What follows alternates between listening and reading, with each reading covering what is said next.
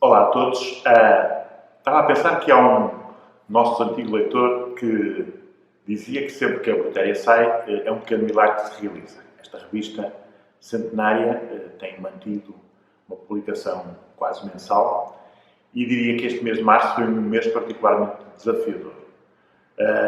Obviamente, pelas razões que todos conhecemos, foi um mês de incertezas, não percebíamos se conseguíamos levar até ao fim a publicação da revista e, sobretudo, a sua expedição.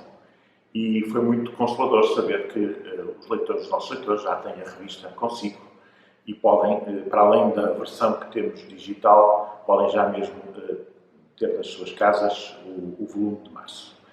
E o volume de março é um volume especial, com esta bonita cor, e é um volume que trata de diversas temáticas. Curiosamente, como foi todo redigido antes da crise epidémica do Covid, tem apenas nas últimas páginas, já quando esta crise estava a iniciar, pois o aviso de que a programação da Brutéria deste mês seria ligeiramente diferente da que propomos, porque, dada a dificuldade que havia de nos reunirmos nesta casa, então começamos a propor esta secção aos vossos lugares, que aconselho vivamente poderem seguir através dos meios digitais.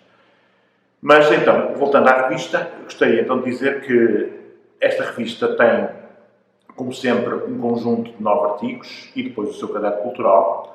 E estes 9 artigos versam temáticas bastante interessantes e bastante atuais. Eu diria que os dois primeiros artigos da revista são talvez aqueles que possivelmente despertarão maior interesse, dado que se trata de 2 artigos que focam temas importantes para o momento atual em Portugal.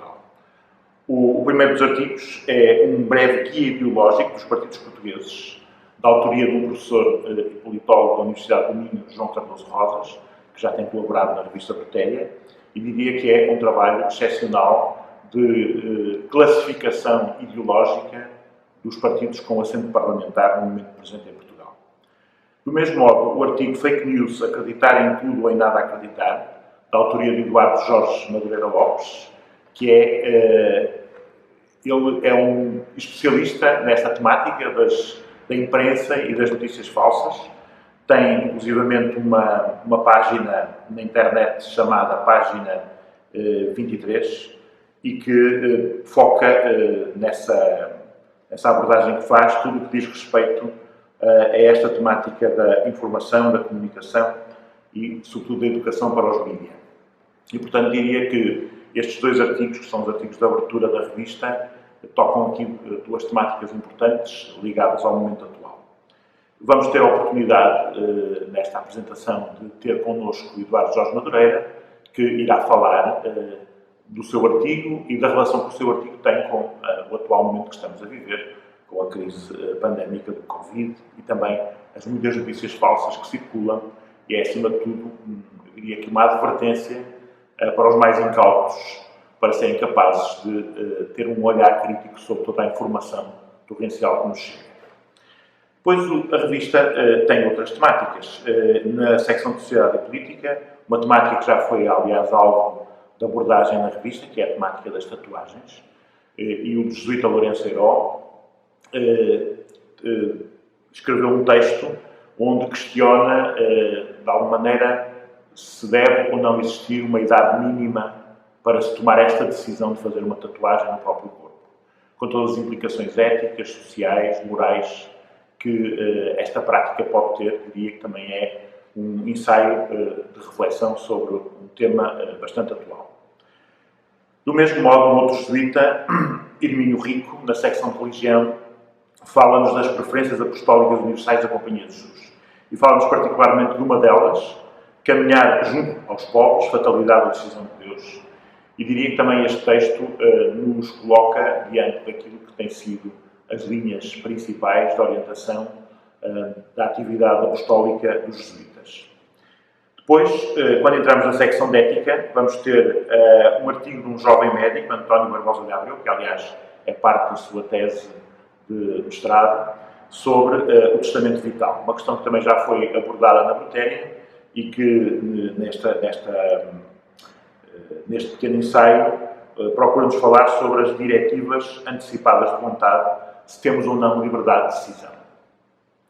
Depois, uma referência também a um antigo colaborador nosso, Manuel Sérgio, com o seu texto de filosofia Sem Poesia Não Há Ciência, e ainda um texto de Artes e Letras, da autoria de André das Neves Afonso, que é um curador do Museu Nacional de Arte Antiga, sobre o relicário do Conde de Orém, do culto das relíquias, às arquiteturas para as conter e expor. Um ensaio sobre uma peça que pertence ao chamado Tesouro Nacional e que André Neves Afonso analisa e contextualiza. E, para terminar, 2 textos de literatura. Um da autoria de Maria Jesus Fernandes, um texto muitíssimo interessante e muitíssimo original sobre a literatura distópica, ou seja, distopias da literatura portuguesa no início do século XXI. E, portanto, trata-se de um artigo de literatura extremamente atual que vai abordar temáticas ligadas a tudo aquilo também que se tem escrito nos últimos tempos em Portugal. E depois uma viagem por África com o texto do jesuíta Manuel Ferreira, 1000 anos de um sonho, onde trata de um autor que ele considera quase como o Cervantes de Moçambique, que se chama Bassan Adomadi. E, portanto, espero ter pronunciado bem este nome, que é um nome complexo. Este homem que nasceu na Beira, na cidade da Beira, em Moçambique, em 1960, e que nessa cidade morreu em 2011, revelou-se bastante através de um conjunto de romances que marcam a sua obra. E, portanto, com isto termino a apresentação do caderno principal. No que diz respeito ao caderno cultural, temos, neste número de março, 2 filmes, Uma Vida Escondida e Uncut Gems, e temos ainda 2 peças de teatro, Subitamente no Verão Passado e À Espera de Godot. E, portanto, temos conseguido alargar aqui um pouco mais a crítica de cinema e de teatro, bem como também das exposições. E das exposições aqui privilegiamos não exposições que se tivessem realizado nos grandes centros urbanos, Lisboa e Porto, mas uma exposição que está patente em São João da Madeira, intitulada Fabrico Suspenso Itinerários de Trabalho, e outra que está patente em Fátima, vestida de branco, a imagem de Nossa Senhora do Rosário de Fátima. E, portanto, chamo também a atenção para estas 2 exposições que, estando em lugares mais periféricos, por assim dizer, revelam-se também exposições de enorme interesse a visitar quando for possível. A secção de séries também é uma secção sempre tem despertado bastante interesse nos últimos tempos na Bretéria, e foi já alvo até de um artigo, e o Legómena, desta vez sobre a dança como forma de oração. Na secção de recensões, 5 livros, como habitualmente, de filosofia, de política, de religião, de arte e de biografia. E com isto temos completado aquilo que é este número de março da revista Bretéria. Convido todos a uma leitura atenta e a usufruírem deste número que, sem dúvida alguma, neste tempo de recolhimento que muitos estão a viver, pode ser uma ótima oportunidade de recriarmos o espírito. A pandemia que nos assola, tal como acontece na generalidade dos momentos excepcionais, quando há atentados, acidentes ou catástrofes, fez com que os média colocassem em funcionamento um fluxo informativo contínuo. Simultaneamente, através das redes sociais, a difusão de notícias multiplicou-se e acelerou-se. Muitas delas não são exatas. A ininterrupta situação de urgência impede que os jornalistas se possam demorar convenientemente no trabalho básico da verificação dos factos. As derrapagens tornam-se, por isso, inevitáveis.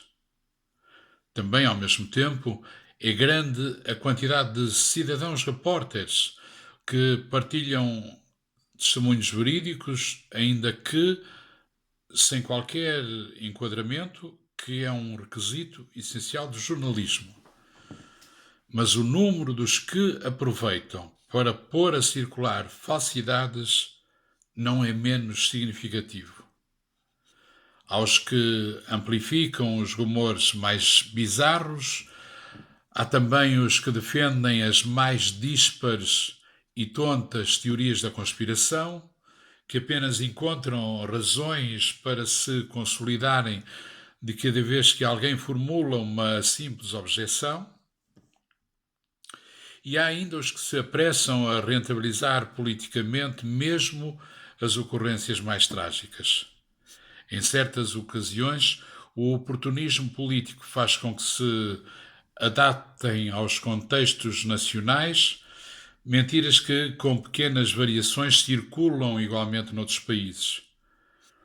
Sem pequenos entorces circunstanciais, a mentira não se tornaria credível. Os momentos excepcionais geram uma enorme ansiedade. Reclamam, por isso, uma gestão cuidada do modo como se gere a informação. Como emissores, na condição, sobretudo, de quem partilha o que vai recebendo, devemos ser escrupulosos. Desde logo, importa travar aquele que é, tantas vezes, o primeiro impulso, o de partilhar, mesmo aquilo que não foi sequer lido ou visto previamente. Como emissores, impõe-se-nos um mínimo de prudência, que se traduzirá numa verificação mínima da fiabilidade da informação que fornecemos aos outros. Julgar que 2 ou 3 minutos de scrolling ou meia dúzia de títulos são o suficiente para sabermos o que se passa no país e no mundo conduz a juízos precipitados e frequentemente errôneos. Sempre que alguém nos transmite uma informação com a garantia de ser algo que nos andam a esconder e que por essa razão é requerido que a reencaminhemos para todos os contactos, o mais provável é que seja uma falsidade. Sempre que uma notícia se dirige apenas ou, sobretudo, ao nosso lado emocional, suscitando somente pavor ou prometendo um milagre, é possível que seja falsa.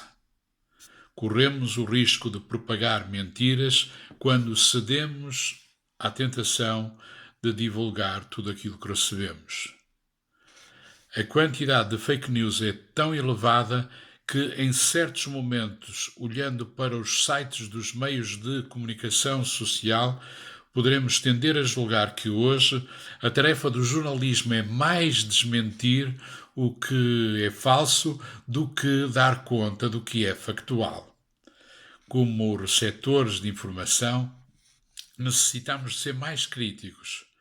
Não é uma boa ideia acreditar em tudo o que se lê, escuta e vê nas plataformas e nas redes sociais, que são um ecossistema particularmente favorável para a disseminação de notícias falsas, sendo sobretudo com elas que o negócio se faz. É que a mentira é a miúde mais apelativa e mais estimulante para ver e partilhar. O que aparece nos meios de comunicação social convencionais também precisa de ser mais bem escrutinado. O que aparece e o que não aparece. Frequentemente, aliás, os média convencionais compõem a realidade apenas com alguns dos seus fragmentos. Quando as lacunas são clamorosas, o argumentário dos adeptos de teorias da conspiração torna-se mais aliciante. Devemos distinguir adequadamente a informação útil da inútil. Ficamos permanentemente a saber muitas coisas e muito pormenorizadamente, mas nem tudo tem préstimo. Que nos importam, por exemplo, os abundantes relatos minuciosos sobre pequenas irrelevâncias que ocupam abundante tempo televisivo.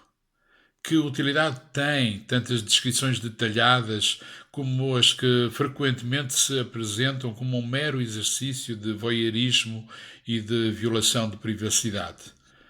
Para que servem tantos palpites e tantas profecias minuto a minuto? Vale a pena conhecer os pequenos truques usados para capturar a nossa atenção, como o que usa o pequeno isco da simples referência a uma história comovedora, a um momento insólito, a uma mensagem que está a correr o mundo, a uma imagem que se tornou viral, a uma homenagem que não deixa ninguém indiferente. É recomendável subtrairmos-nos ao fluxo ininterrupto de informação. Não aguentamos muitos dias uma tão volumosa sobrecarga noticiosa. Precisamos de uma pequena dose diária de informação, desde que seja essencial e fiável. Podemos encontrá-la fornecida por instituições como a Direção-Geral de Saúde e por meios de comunicação social credíveis. Devemos prestar mais atenção ao que nos está próximo. Interessa saber o que se passa com os vizinhos e o que acontece na nossa aldeia, na nossa vila ou na nossa cidade. É pertinente não ignorar que lojas de rua, as padarias, os pomares, as mercearias, as peixarias, os talhos que fazem entregas ao domicílio, ou que farmácias vão a casa levar medicamentos. Em certos sítios é uma folha A4 que alguém afixou à entrada de um prédio ou colocou nas caixas do correio que cumpre essa preciosa missão informativa. Precisamos de selecionar devidamente a informação. Precisamos de pouca, mas boa informação. Estes tempos reclamam que estejamos informados, mas que estejamos bem informados.